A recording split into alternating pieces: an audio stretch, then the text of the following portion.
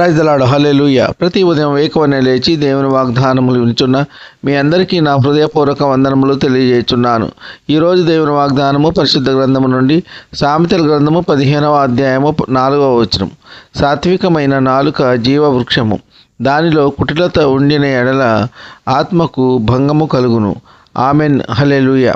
మరి నిజముగా ప్రియ సహోదర సహోదరి, సొలొమోను రాజు గారు వాక్యం ద్వారా తెలియజేసిన విధముగా వినయ విధేయతలు, బుద్ధియు మరియు సాత్వికము, జ్ఞానము దేవుని దగ్గరనే ఉన్నవి.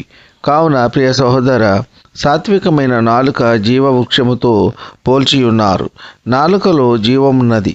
సాత్వికులు మాట్లాడినప్పుడు అవి మనకు జీవమును అనుగ్రహిస్తాయి, జీవింపజేయును. కావున ప్రియ సహోదర సహోదరి, నోటితో ఎటువంటి మాటలు పలుకవలెను? నోటితో మనము మాట్లాడే మాటలు సాటివారిని సంతోషపరిచే విధముగా ఉండాలి, ఉపయోగపడేవారిగా ఉండాలి. మన పొరుగు వారికి మన యొక్క పదోచ్చారణ, మాట్లాడే తీరు సంతోషభరితముగా ఉండాలి. కానీ కుటిలమైన మాటలు మరియు బూతు మాటలు, గర్వమైన మాటలు, సాటివారిని గాయపరిచే మాటలు మన నాలుకతో పలకకూడదు. ఒకవేళ అటువంటి మాటలు మాట్లాడినా అవి హృదయమునకు, ఆత్మకు భంగము కలుగజేయును. ప్రియ సహోదర సహోదరి, ఎంత క్లిష్టమైన పరిస్థితులు ఏర్పడినా నోటితో సత్యమునే పలుకవలెను, యథార్థమైన మాటలు పలుకవలెను. ప్రియ సహోదర సహోదరి, దేవుని యందు నిరీక్షణ ఉంచి ఆయన కార్యముల కొరకై ఎదురుచూచువారు, దేవుని వాక్యానుసారముగా నడుచుకునే వారందరూ ఆత్మకు భంగము కలగకుండా చూచుకొనవలెను. నాలుక చాలా ప్రాముఖ్యమైనది. నాలుకలో జీవమున్నది. నాలుక జీవింపచేసేది. సొలొమోను రాజు గారు నాలుకను జీవవృక్షంతో పోల్చి ఉన్నారు. జీవవృక్షము యొక్క ఫలమును భుజించిన మానవులకు నిత్య జీవము ఉంటుంది. కావున ప్రియ సహోదర సహోదరి, మనము సజీవముగా, ఆరోగ్యముగా, ఆనందముగా, సంతోషముగా జీవించాలి అంటే నోటితో బూతు మాటలు, కుటిలమైన మాటలు, కఠినమైన మాటలు, మోసపూరితమైన మాటలు మాట్లాడకూడదు. అనుదినము దేవుని వాక్యమును పఠించి దేవుని వాక్యానుసారంగా యథార్థంగా జీవిద్దాం. ఈ కొద్ది మాటలు దేవుడు దీవించునుగాక. ఆమెన్. ప్రార్థన. కృపా సత్య సంపూర్ణుడా, మీ ఘనమైన ఉన్నతమైన నామమునకు వేలాది వందనాలు, స్తుతులు చెల్లించున్నాం తండ్రి. మీరు గొప్ప దేవుడవు, శక్తివంతుడవు, సర్వాధికారివి యేసయ్యా, మీకు స్తోత్రములు. ఈ వేకువనే లేచి ఎందరైతే మీ యొక్క వాక్యమును విని మిమ్మలను అంగీకరించి ఉన్నారో అటువంటి వారిని అందరినీ దీవించండి, ఆశీర్వదించండి.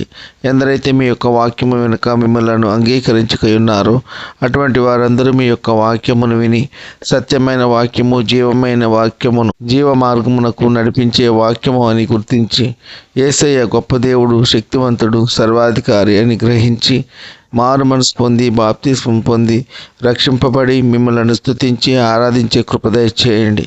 వాక్యము ద్వారా తెలియజేసిన రీతిగా మానవుని నాలుక సాత్వికమైన నాలుక జీవవృక్షమని వాక్యము ద్వారా తెలిపినందుకు మీకు స్తోత్రములు. మా యొక్క నాలుక ద్వారా కుటిలమైన, కఠినమైన బూతులు మాట్లాడకూడదని వాక్యము ద్వారా సెలవిచ్చి ఉన్నందుకు మీకు స్తోత్రములు. ఉద్యోగం లేని వారికి ఉద్యోగములు దయచేయండి. వారు చదువుకున్న చదువులకు అనుగుణంగా వారు చదివిన చదువు వ్యర్థము కాకుండా తగిన ఉద్యోగములు దయచేయండి. వివాహము కాని వారికి మంచి సంబంధములు దొరికి మర్యాదగా, ఘనంగా వివాహములు జరుగులాగున మీ కృప ఉంచండి.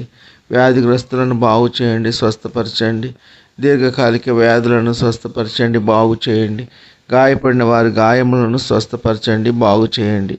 ఎటు దిక్కుతోచని స్థితిలో ఉన్న వారిని కనికరించండి, ఆదుకోండి. ఎటువంటి సహాయం అందక ఆశతో ఎదురు చూస్తున్న మీ ప్రియ బిడ్డలను తాకండి. వారికి కావలసిన సహాయము అంది వారికి ఉన్న క్లిష్టమైన పరిస్థితి నుండి విడుదల కలుగునుగాక. ఉద్యోగస్తులను, వ్యాపారస్తులను, కూలి పని వారిని కాపాడండి. వారు చేయుచున్న పనుల్లో, రాకపోకల్లో కాపాడండి. కన్నీటిలో ఉన్న వారి కన్నీరు నాట్యముగా మారలాగున మీ కృప ఉంచండి.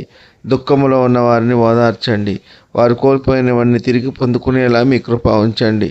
వృద్ధులను కాపాడండి. వృద్ధాప్యంలో ఎటువంటి మనోవేదనకు గురి కాకుండా మీ కృప ఉంచండి. యవనస్తులను కాపాడండి. యవన కాలంలో చెడు అలవాట్లకు బానిసలు కాకుండా వాక్యానుసారంగా మిమ్మల్ని స్తుతించి ఆరాధించే కృప దయచేయమని ప్రభువైన యేసుక్రీస్తు పేరు వేడుకొంచున్నాం తండ్రి. ఆమెన్.